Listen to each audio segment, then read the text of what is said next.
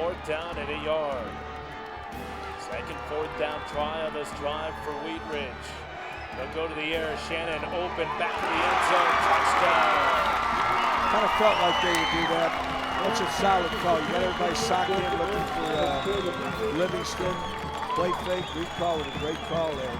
Hi, everybody, and welcome back to ISPN.TV. It's Monday, and we're going to release our rankings once again. Week number 4 in Colorado high school football. Along with Marty Cesario, I'm Brian Roth, and boy, a lot of changes, Marty, both in 4A and 5A in the top 10. We had a little extra work on our hands here trying to figure out where to place who.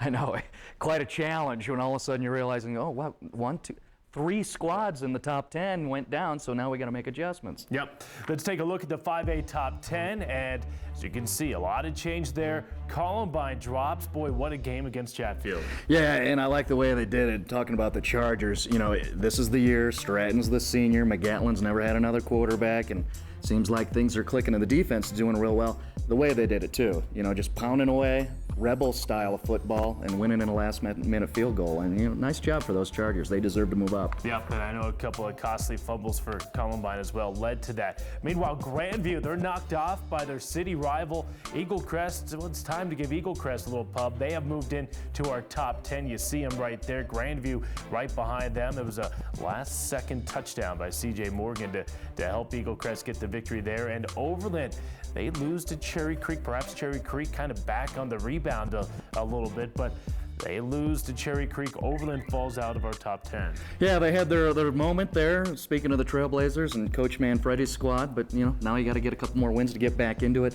Eagle Crest, they have to get in. They're only lost to top-ranked Mullen. I mean, come on. Yeah, absolutely. So congratulations to Tom Doherty and those Eagle Crest Raptors. And Chaparral continues to move up. Pomona had a big win over Bear Creek earlier this week. So a lot of movement there in Class 5A. It'll be interesting to see how the rest of the year shakes out. By the way, you see Arvada West moving up there as well. Marty, we had them on earlier this week. Your thoughts on the Wildcats? Well, what I liked is, you know, for one, Regis shocked him with some smash-mouth Big 8 style football that I just been talking about with Chatfield Columbine. But then A West adjusted and went to more of that ground attack, and then they got a weapon and a field goal kicker. So they shortened the field and rested on Justin Castor. He kicked one from 51 and 46 and a 39-yard PAT. Again, when you get to playoffs and you got a weapon like that, Coach Coons has, you know, definitely got something to look forward to. Yeah, so we've had the state's top 2 kickers. We had Kip Smith on last week from Legacy and Justin Castor here this week. So let's move to Class 4A from 5A.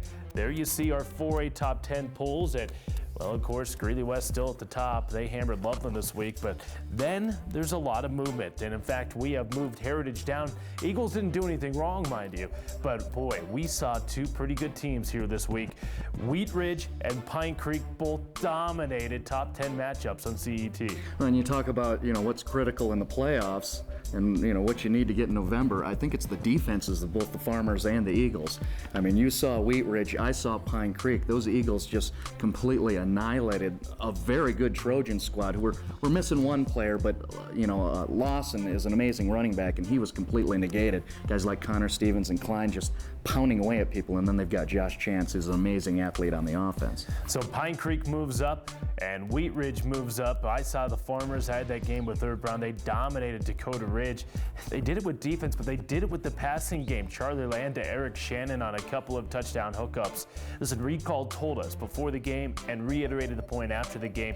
He feels, even without Parker Orms, that his Farmers team this year is better than his Farmer team last year that won the state championship. Farmers now have won 18 consecutive football games. We felt like we had to move them up again. Nothing doing wrong with the Heritage Eagles, but again, we're only through the week number 4. There's going to be plenty of times to have things shaked out. A couple of newcomers as you're looking at the polls. Pueblo West, the state champions from a couple of years ago. They get into our top 10 at 4-0.